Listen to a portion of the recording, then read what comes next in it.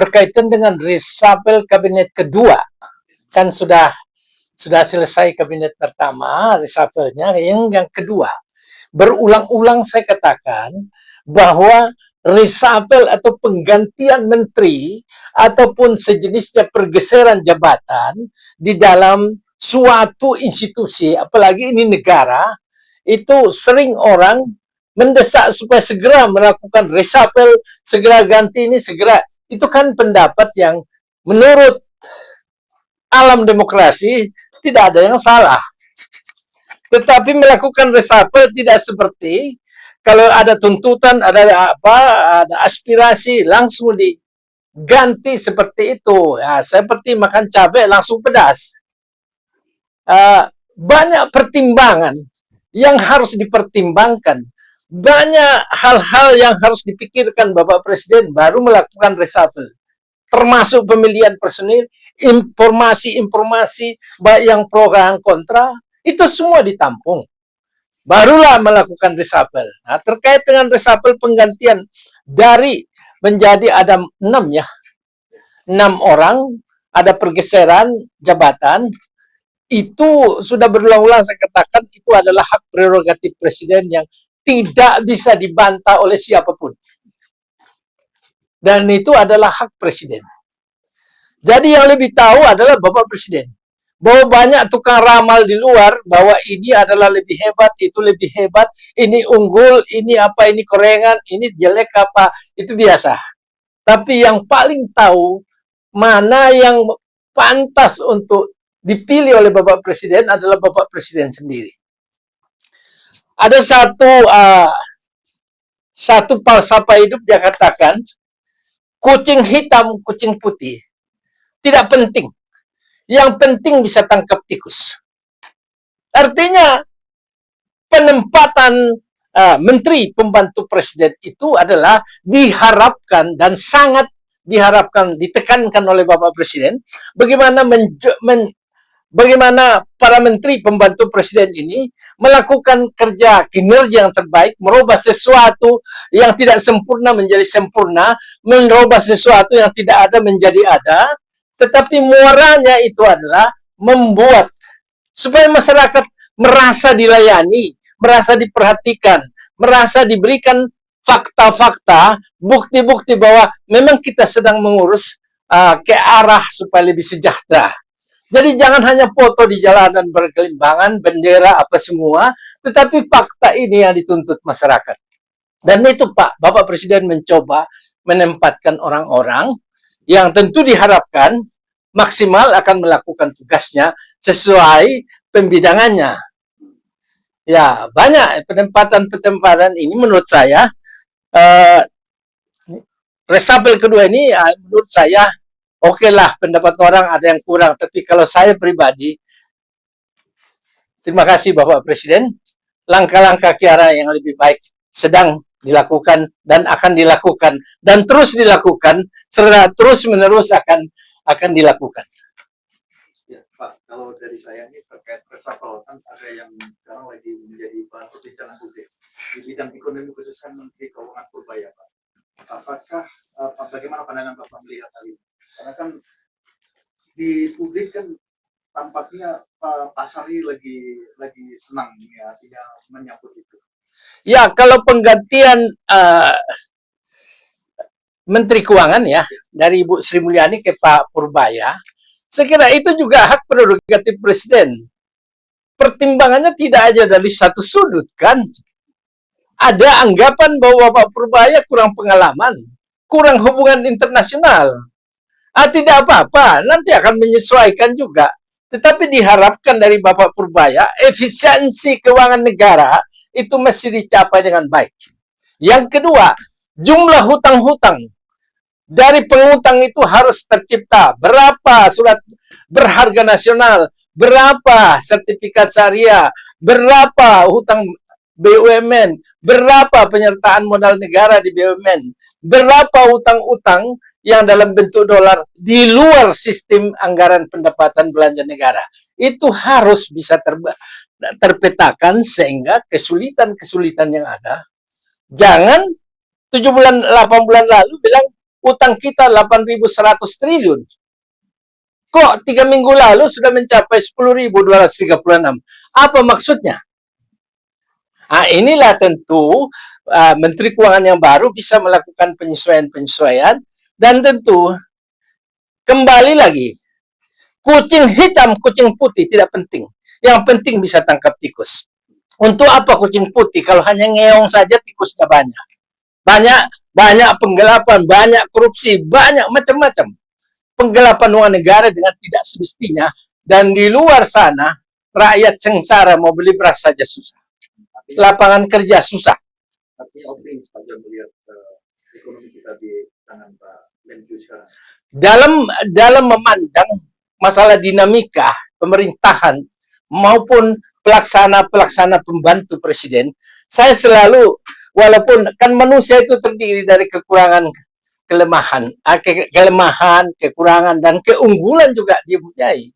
Tapi saat seorang manusia yang memiliki kesadaran yang dalam, diberi kepercayaan, dia harus menonjolkan keunggulannya, bukan menonjolkan kekurangannya. Masuk ke dalam pemerintahan langsung menggarong uang negara, bukan itu. Kalau dia pernah menggarong, silakan. Tapi kalau masuk sini, berubahlah ke arah yang lebih baik. Supaya hidupnya sebagai menteri dapat memberi cahaya kepada rakyat Indonesia. Dan teristimewa, kesetiaannya harus paripurna kepada presiden. Salah satu menteri yang diangkat juga mungkin agak fenomenal ini yaitu Pak Caniago, Pak Jamari Caniago. Beliau sebenarnya sempat ikut pemerintahan pemecatan Prabowo dan lain sebagainya. Bapak melihat pengangkatan beliau tersebut salah satunya adalah karena kenegaraan Prabowo atau seperti apa? Ya, terkait dengan Pak Jamari Caniago ini diangkat menjadi Menko Polhukam. Kalau kalian tanyakan masa lalu pernah nandatangan surat terkait dengan pemecatan Pak Prabowo, saya ingin tegaskan, saat kita hidup sebagai rumah tangga, sebagai masyarakat, sebagai bangsa dan negara, upayakan supaya tidak lagi mengungkit-ungkit masa lalu yang penuh kekelaman, kepahitan hidup, dan lain-lain, kesalahpahaman.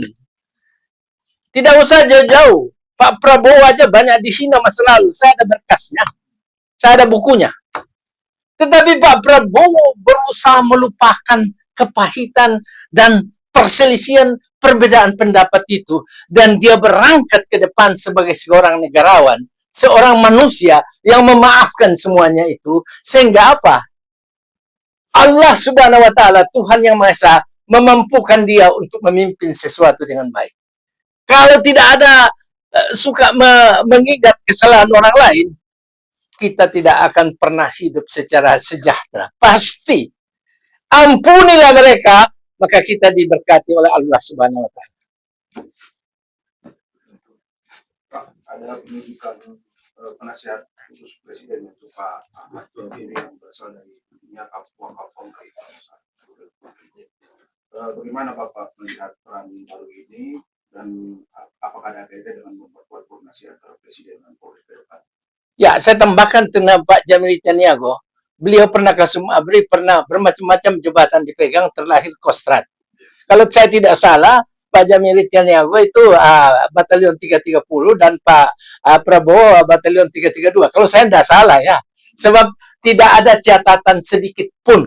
Saya ulangi, tidak ada catatan sedikit pun tentang Bapak Letnan Jenderal Jamil Caniago yang juga telah dinaikkan pangkatnya menjadi jenderal sekarang. Tidak ada catatan apapun yang terkait hal-hal yang salah dalam karirnya itu. Beliau clear and clean. Nah, terkait dengan Pak Komisaris Jenderal Ahmad Dhafiri yang telah dinaikkan juga pangkatnya menjadi jenderal polisi, ya, karir beliau itu luar biasa, mulai dari Polres, mulai dari Polda, berulang-ulang itu ada 3 kali Polda, dan juga di Badan Intelijen Keamanan Polri, dan juga menjabat sebagai wakil Kapolri. Nah, dalam karirnya saya kenal beliau ini waktu masih sama Pak ini Suhardi Alius di Polda Jabar. Saya kenal, dan dalam perjalanan beliau ini saya sendiri kaget karena begitu cepat dia dipensiunkan. Ya, padahal masih muda. Orang-orang ini adalah sangat apa ya, sangat diperlukan negara untuk melakukan berbagai, karena ada kasus besar sekali, dia ketuanya, dia menegakkan satu aturan dengan tanpa rasa takut, tanpa rasa segan. Ada kasus besar yang ketuanya itu dia putus itu. Itu adalah bagian dari prestasi di mana identitas sebagai polisi berada pada penegakan hukum. Itu Pak Ahmad Dafiri. Dan kalau sekarang dikasih jabatan adalah apa namanya, pembantu penasihat khusus bidang keamanan dan ketertiban masyarakat serta reformasi kepolisian, maka saya kira ini adalah Ahmad Dafiri adalah tepat. Saya ulangi, sangat tepat dengan jabatan seperti itu, sangat tepat. Karena beliau memiliki pandangan jauh ke depan, rasa hormat yang tinggi, dan saya tekankan Pak Ahmad Dafiri bukan orang yang susah ditemui, orang rendah hati, sehingga dimungkinkan dia ditinggikan oleh Allah Subhanahu wa taala, diberi jalan dalam sepanjang hidupnya. Jadi ya, dengan penempatannya tentu komunikasi dengan pihak polisi dalam rangka tidak usahlah bicara terlalu tinggi. Nah, dalam rangka penyempurnaan berbagai hal di lingkungan Polri, itu bisa dilakukan tanpa membuat kegoncangan dan lain-lain. Karena polisi ini di berbagai tempat sebetulnya dalam negara ini terdapat kekurangan yang banyak sekali. Maka pekerjaan Bapak Presiden itu tidak usah dihebohkan seperti akan melakukan yang sangat luar biasa. Biasa-biasa aja. Ya, kalau ada penyempurnaan itu biasa-biasa aja. Kan kita sudah sepakat setiap hal yang kurang akan disempurnakan. Yang sempurna akan ditingkatkan. Sudah sepakat itu. Bapak Presiden memahami itu. Kemudian dengan kehadiran Pak Enko dari sebagai KSP, Kepala Staf Presiden akan memperkuat. Kalau Pak M. Kodari, Pak Muhammad Kodari itu saya ketemu waktu 17 Agustus. Sempat saya bercanda bahwa bajunya kok bagus sekali. Ini mahal, saya bilang. Kami bercanda, dia ya apa, candai saya candain. Saya pikir siapapun yang ditempatkan Bapak Presiden kepada masyarakat, kita di sini, pada media, berusaha menghormati Bapak Presiden. Beri kesempatan Bapak Presiden untuk menempatkan orang yang menteri sebagai pembantu presiden, dan beri kesempatan Bapak Presiden untuk menilai siapa-siapa yang ditempatkan. Ya, tentu tetap aja kita ingin supaya kayak tadi itu, tikus apa kucing apapun kalau dia tidak bisa tangkap tikus ya sia-sia lah ya, toh. Ya, banyak kan orang bisa bicara di televisi dikira masalah sudah selesai. Enggak lah. Buktikan di lapangan. Ya, maka seharusnya kalau zaman dulu itu setiap menteri itu rapat di istana, diajukan setiap triwulan, ada bukunya apa yang dilakukan, apa hambatannya dan bagaimana, anggarannya bagaimana.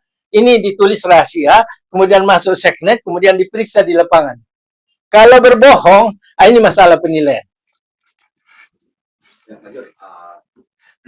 pasca dilantik begitu Pak ya sebagai Menteri Keuangan 1-2 hari setelah dilantik ini digelontorkan ya, dana sebesar 200 triliun Pak pada 5 bank pemerintah Pak. Nah, menurut pandangan Pak Jon supaya tidak terulang kasus BLBI yang kedua istilahnya, kira-kira apa yang perlu dilakukan oleh Menteri Keuangan ini? Ya, saya kira wartawan lah memberikan atensi, memberikan masukan lah. Karena dia Bapak Menteri Keuangan perlu masukan banyak. Karena tahun 98, 99, tahun 2000 itu kehilangan 450 triliun itu kredit macet, hanya bisa 139 triliun diselamatkan, membentuk Badan Penyihatan Perbankan Nasional. Muncul BLB 145,5 triliun, hanya 30 triliun diselamatkan. Muncul lagi karena ekonomi tidak jalan tahun 2000, muncul namanya KLBI. Bukan BLB aja, kredit likuiditas bank Indonesia, cetak uang. 650 triliun dikasih 26 bank, tapi sampai sekarang nggak tahu hutan rimbanya. Tentu itu menjadi catatan. Jangan sampai menggelontorkan uang negara seperti penyertaan modal negara di dalam badan usaha milik negara yang tidak tahu hutan rimbanya sekarang. Ya, hutang-hutang BUMN juga tidak diumumkan. Nah, sisi lain di luar RAPBN masih ada permintaan tiap hari, minta 400 juta US dollar, 1,5 miliar US dollar. Apa ini? Saya berulang-ulang waktu sebelum penggantian menteri, saya bilang, Bapak Presiden ditusuk dari belakang. Jadi, memang betul, 200 triliun itu, tapi ini juga Bang agak sulit menyalurkan ya. Ya, enggak apa-apalah. Serahkan aja Bapak Purbaya sebagai Menteri Keuangan dan sambil kita doakan supaya ini tidak ada kebocoran. Dan jangan sampai 200 triliun itu terarah kepada membiayai proyek-proyek orang tertentu. Saya ulangi, jangan sampai 200 triliun terarah kepada membiayai proyek-proyek orang tertentu yang sudah lama bersinggungan dengan Ibu Sri Mulyani.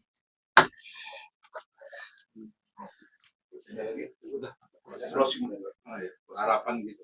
Harapannya Ya, resapel yang dilaksanakan Bapak Presiden tentu mempunyai nilai mempunyai pengharapan yang sangat besar agar ke depan ini kita semakin hari, semakin bulan, semakin tahun kita akan lebih baik lagi dalam berbangsa dan bernegara. Dengan demikian, kita menggantungkan harapan kepada semua menteri yang dipercaya oleh Bapak Presiden agar bisa melayani masyarakat. Satu hal yang saya ingin titipkan, jangan sampai menteri itu susah ditemui, sehingga Bapak Presiden aja gampang menemui, tapi menteri itu seperti raja-raja, itu aja. Terima kasih banyak.